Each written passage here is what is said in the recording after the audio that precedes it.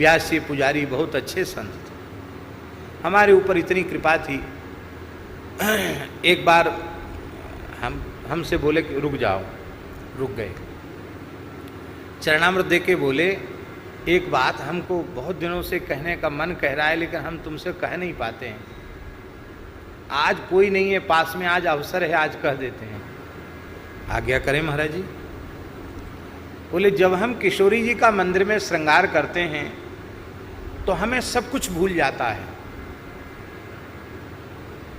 संसार की पूरी तरह विस्मृति हो जाती है, हम डूब जाते हैं। लेकिन पता नहीं बीच बीच में क्यों होती है, पता नहीं। हमारी किशोरी जी की तुम्हारे ऊपर विशेष कृपा है। तो बोले, जब तुम्हारी स्मृति होती है तो हम मन ही मन किशोरी जी से कहते हैं, हम मन ही मन किशोरी जी से कहते हैं कि हमारे पंडित जी को साधुओं में ही रख लेना, इनको संसार में मत फंसने देना। ऐसा कह करके व्यास जी रोने लग गए। हमने कहा, हम विद्यार्थी थे, हमने कहा महाराज जी आप किशोरी जी से प्रार्थना करते हैं श्रृंगार के समय, अब तो पक्का ही हो गया, अब तो आप संतों के चरणों को छोड़ के कहाँ जाएंगे। इतनी कृपा उनकी हमारे ऊपर थी। यमुना जी में नित्य स्नान करते थे, चाहे जैसी स्थिति हो, यमुना जी में 2 बार स्नान करना। कुएं के ही जल का प्रयोग करते थे, नल का पानी नहीं छूते थे। बहुत अच्छे महात्मा, बहुत शौचाचार संपन्न महात्मा थे।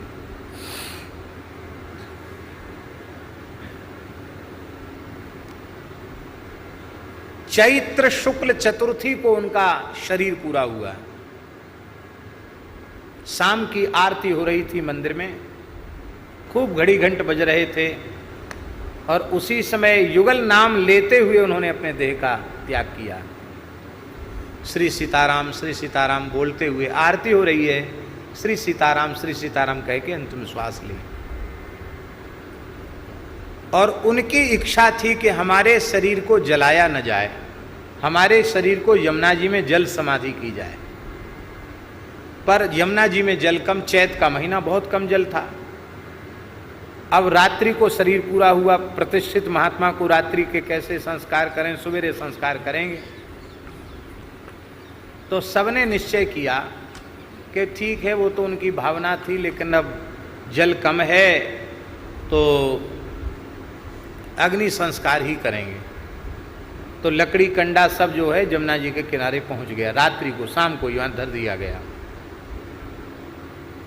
सवेरे जल्दी संस्कार कर देंगे। रात को यमुना जी इतने बेग से आ गई कि लकड़ी कंडा तो सब बहाई ले गई यमुना जी। पीपों का पुल बह गया महाराज जी, पीपा जो पीपों का पुल है ना, वो बह गया।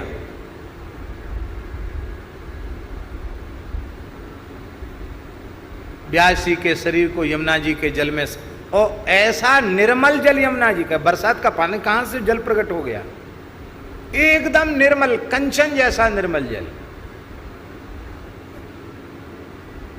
व्यास जी के शरीर को हम लोग ले गए, इतने जल में ले गए, रज बांध करके जैसे ही उनके शरीर को यमुना जी के जल में विसर्जित किया, जल समाधि दी। प्रत्यक्ष घटना है ये, कोई ऐसा नहीं संदेह करना कि ये कोई गढ़ी हुई बात है। उनका शरीर जैसे ही भीतर गया है, पता नहीं कहां से कम 1 क्विंटल देशी गुलाब, हरी हरी तुलसी और सुगंधित बेला के फूल, ऐसे सुगंधित ताजे फूल नीचे से निकले, और सबने उन पुष्पों को बहते हुए देखा। इस घटना को देखने वाले कई लोग हैं। तो यमुना जी ने प्रत्यक्ष उनको पुष्पांजलि दी और यमुना जी उनको स्वयं लेने आई। ये दास ने देखी हुई बात, प्रत्यक्षदर्शी है दास। हमारे मन में बड़ी पीड़ा थी। हम यद्यपि खाक चौक में महंत पद पर बैठ गए थे, लेकिन हमको बड़ी पीड़ा थी कि एक महात्मा इतने प्रेम करने वाले हमसे थे, वो चले गए। अब की बार रामनवमी पर हम पंचामृत लेने नहीं जाएंगे, ठाकुर जी का दर्शन करने भी नहीं जाएंगे। तो रामनवमी पर व्यास जी ही हमको 1 कुल्हड़ पंचामृत, पंजीरी, प्रसाद सब देते थे, और माला ठाकुर जी की देते थे, चंदन तुलसी देते थे, अब इतने प्रेम से कौन देगा, इसलिए नहीं जाएंगे, नहीं गए। रामनवमी के दिन मन में बार बार व्यास जी का चिंतन भी बना। रात्रि में स्वप्न में व्यास जी की अनुभूति हुई, स्वप्नानुभूति। क्या हुई कि एक बड़ा दिव्य लोक जैसा है, बहुत प्रकाश निकल रहा है, मणियों से जटित है, बड़े दिव्य भवन है, बड़े बड़े पर्दे पड़े हुए हैं और खूब विशाल काय हनुमान जी, नख शिख मणियों से जटित आभूषण हैं हनुमान जी के, और ऐसी मोटी पूंछ है गुच्छादार हनुमान जी की, और हनुमान जी वहां व्यवस्था करते हुए डोल रहे हैं। देख के हमने भी प्रणाम किया, अरे ये तो हनुमान जी हैं, लगता है भगवान का लोक है क्या, ऐसा मन में आया। तब तक श्री व्यास जी पुजारी, ये रामनवमी के दिन का स्वप्न है, अभी पधारे, चौथ को तो पधारे थे, कितने दिन हुए, चतुर्थी, पंचमी, षष्ठी, सप्तमी, अष्टमी, नवमी, छठे दिन का स्वप्न है। व्यास जी पुजारी सुंदर रेशमी पीतांबर धारण किए हुए हैं, श्वेत चंदन का तिलक और चंदन की, केसर चंदन की खौर, सुंदर पुष्प की मालाएं पहने हैं, बड़े प्रसन्न हैं। आए तो मैंने प्रणाम किया व्यास जी को। प्रणाम किया तो बोले, हम बहुत चिंता कर रहे थे कि हर साल रामनवमी के दिन हम तुमको पंचामृत मंजीरी प्रसाद देते थे, और आज तो तुम आए ही नहीं, हम तुम्हारी प्रतीक्षा ही कर रहे थे। अच्छा हुआ आप आ गए, बहुत अच्छा हुआ। हमने कहा आप तो पधार गए थे, आप यहाँ कैसे? बोले हाँ, यहाँ भी हमको पुजारी बना दिया है, हम पुजारी हैं यहाँ। अच्छा, तो ये क्या है? बोले भगवान का महल है, सीताराम जी का महल है ये, हम पुजारी हैं यहाँ। तो हमने कहा कि महाराज जी तो हमको दर्शन हो जाएगा। तो कहती तो हनुमान जी की सारी व्यवस्था है, अभी तो दर्शन नहीं हो सकता। क्यों?